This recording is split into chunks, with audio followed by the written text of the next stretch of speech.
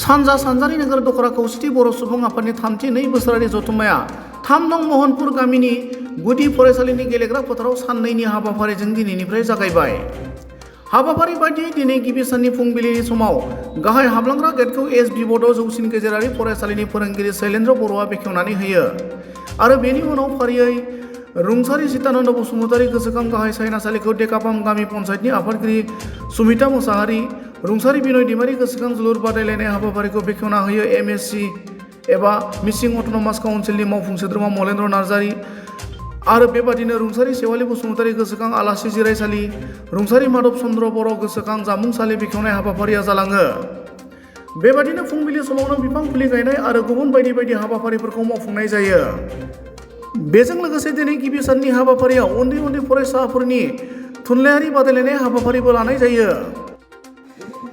सानजा सानजारि नोगोर दखरा खौसेथि बर' सुबुं आफादनि 32 बोसोरारि जथुम्माखौ गासै मोनबा गामिनि बानजायनायाव 1 नं महनपुर, 2 नं महनपुर, 3 नं महनपुर आरो सुमापारा आरो माजगाव कछारनि बानजायनायजों लोगोसेयैनो गासैनिबो अनसुंथाइ होगिरि जोंनि हेफाजाब होगिरि बिथांमोननि अनसुंथाइ होगिरि बिथांमोननि अननायाव जों दिनै 3 नं महनपुर गुदि गेलेग्रा फोथाराव जों दिनैनिफ्राय बे जथुम्माखौ जागायनाय जाबाय आरो बे हाबाफारि लेखायै दिनै जोंहा गिबियावनो थां फै ब्लां बेखेवनाय, बेनि उनावनो जोंहा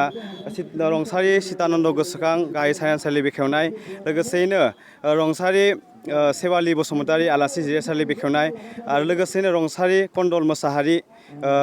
थान्दै बादा बेखेवनाय आरो लोगोसेयैनो जोंहा दिनै रुंसारि बिनय कुमार दैमारिनि बुलुर बादायलायनाय आरो लोगोसेयैनो जोंहा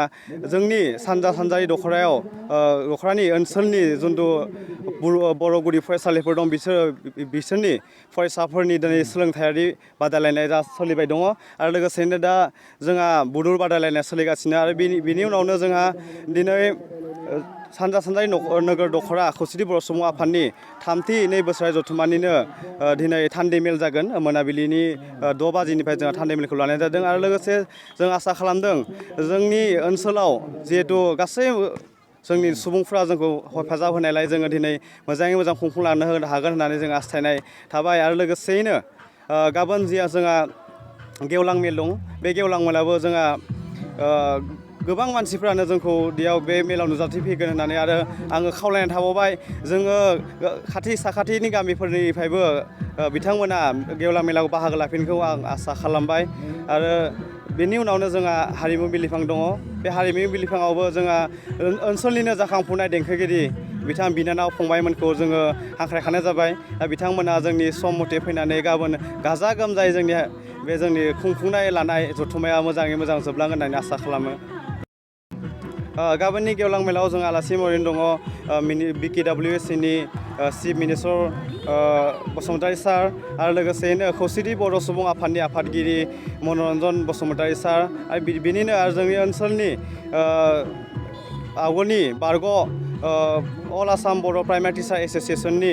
बारग' आफादगिरि सबिन स्वरगियारि बिथांबो दङ आरो लोगोसेयैनो जोंनि माखासे पलिटिकेल लिडार थाबाय, फोरोंगिरि थाबाय आरो जोंनिनो बोसोनगिरि बिथांमोनाबो बे गेवलां मेलाव बाहागो लाफैगोन।